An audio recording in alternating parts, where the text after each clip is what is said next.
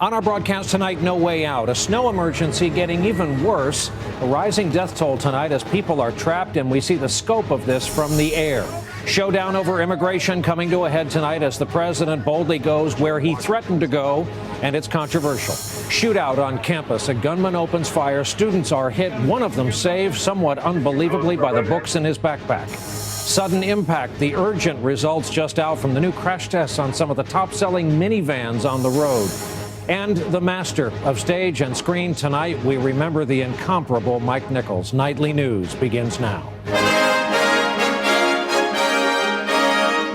From NBC News World Headquarters in New York, this is NBC Nightly News with Brian Williams. Good evening. The death toll has sadly climbed to 10 tonight in western New York, where so much of life remains paralyzed in a state of emergency in and around Buffalo, New York. The region Mother Nature has placed inside some sort of a bullseye. 135 miles of New York thruway remains closed. Travel's banned in several towns outright after a second wave of snow, and now roof collapses are a big fear because of the weight of it all. Lester Holt starts us off tonight in a community with over 6 feet of snow on the ground. Day 3. This is absolutely crazy. And the snow keeps falling. And the weight of it all, over 5 feet of snow and counting, is beginning to cause roof collapses. More than 100 patients had to be evacuated from this nursing home in Cheektowaga today when the roof began to show signs of weakening. The roof is compromised. Obviously, it has not collapsed yet, but there's potential for it. In Hamburg, more than 24 people driven from the roads by whiteout conditions and deep snow have been holed up in this Walmart store since Tuesday. Couldn't ask for a better place to be stranded. From the air today, we could see entire sections of the Buffalo area painted in white. Rooftops that look as if they've been slathered in whipped cream. We've worked our way south of Buffalo, and it gets a lot worse. These are unplowed streets.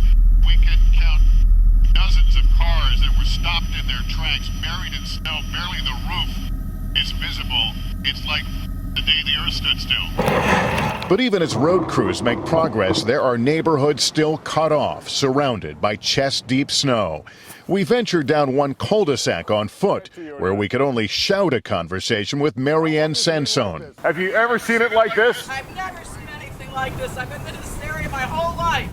Officials say they're doing their best to reach those facing emergencies and are reminding homebound residents to take precautions. We've been stuck here since Monday evening. We met the Schramm family last night. They're still snowbound. This is frigid. But today her husband David finally got out, walking 4 miles to get food for their baby Evan. The first challenge I had to overcome was the 8-foot-high wall of snow. When I finally did get to the store, it was a little disheartening to find out that the cupboards were bare, in a manner of speaking, but at least I was able to find, 2 quarts of milk, which is better than none.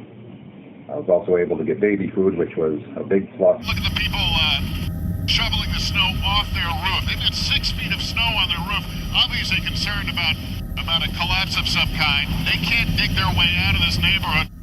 Crews are clearing the New York Thruway, but it is still closed tonight and hundreds of stranded vehicles remain. You can see the wall of snow there along the edge of the lake. It's just a big gray wall. Still buried under all that snow, Buffalo's Ralph Wilson Stadium, where tonight the Bills have declared a snow day, calling off Sunday's scheduled game against the Jets.